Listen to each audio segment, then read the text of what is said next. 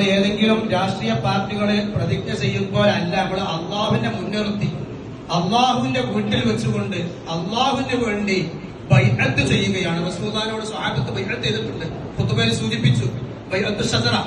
റസൂലുള്ളാഹിയോട് ബൈഅത്ത് ചെയ്തിട്ട് ഞാൻ വ്യഭിചരിക്കൂല, കണ്ണുടിക്കൂല എന്ന് സ്വഹാബത്ത് ബൈഅത്ത് ചെയ്തിട്ടുണ്ട്. ആ ഒരു ബൈഅത്തിനെ ഫോളോ ചെയ്തുകൊണ്ടാണ് നമ്മൾ ബൈഅത്ത് ചെയ്യുന്നത്, നമ്മൾ പ്രതിജ്ഞ ചെയ്യുന്നത്. അതുകൊണ്ട് എല്ലാവരും മനസ്സറിഞ്ഞ് ഇതൊരു തമാശയല്ല, കളിയല്ല, അള്ളാഹുവിനോടുള്ള പ്രതിജ്ഞയാണ് എന്ന് മനസ്സിലാക്കി ബോധ്യത്തോടും കൂടെ മനസ്സറിഞ്ഞ് ചെല്ലുക. ഇൻഷാ അല്ലാഹ് ഞാൻ ചൊല്ലിത്തന്നെ അതുപോലെ ചെല്ലുക. ഒന്ന് കൈ ഇങ്ങനെ ഒന്ന് പൊക്കിക്കോളി, ഒരു ചെറിയ അടയാളത്തിൽ കൈ ഇങ്ങനെ പൊക്കി പിടിച്ച വലത്തെ കയ്യ്.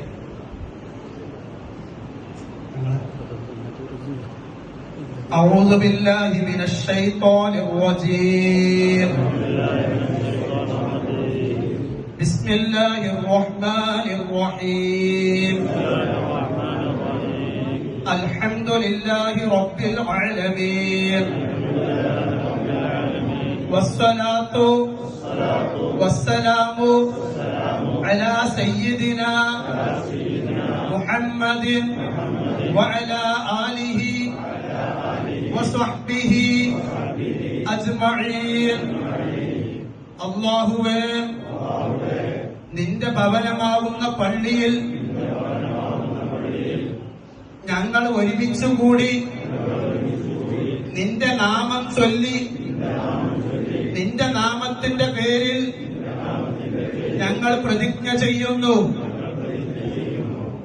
ഞാൻ എന്റെ ജീവിതത്തിൽ ഒരു ലഹരി പദാർത്ഥവും ഉപയോഗിക്കുകയോ വിൽപ്പന നടത്തുകയോ വിതരണം ചെയ്യുകയോ അതിനെ സഹായിക്കുകയോ ചെയ്യില്ല എന്ന് ഈ പെരുന്നാൾ ദിനത്തിന് മുൻനിർത്തി നിന്നോട് ഞാൻ പ്രതിജ്ഞ ചെയ്യുന്നു.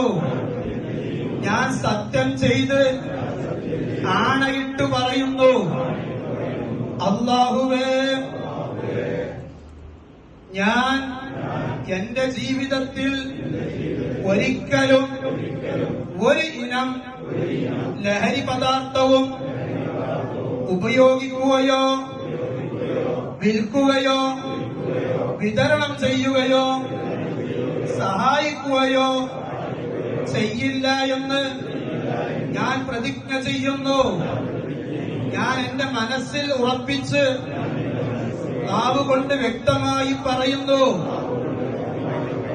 അല്ലാഹുവേ, ഞാൻ എന്റെ ജീവിതത്തിൽ ഒരിക്കലും ഒരു ഇനം ലഹരിയും ഉപയോഗിക്കുകയോ വിതരണം ചെയ്യുകയോ വിൽപ്പന ചെയ്യുകയോ അതിനെ സഹായിക്കുകയോ ചെയ്യില്ല എന്ന് ഈ പരിശുദ്ധ ദിവസത്തിന് മുൻനിർത്തി പള്ളിയിൽ വെച്ച് ഞാൻ പ്രതിജ്ഞ ചെയ്യുന്നു.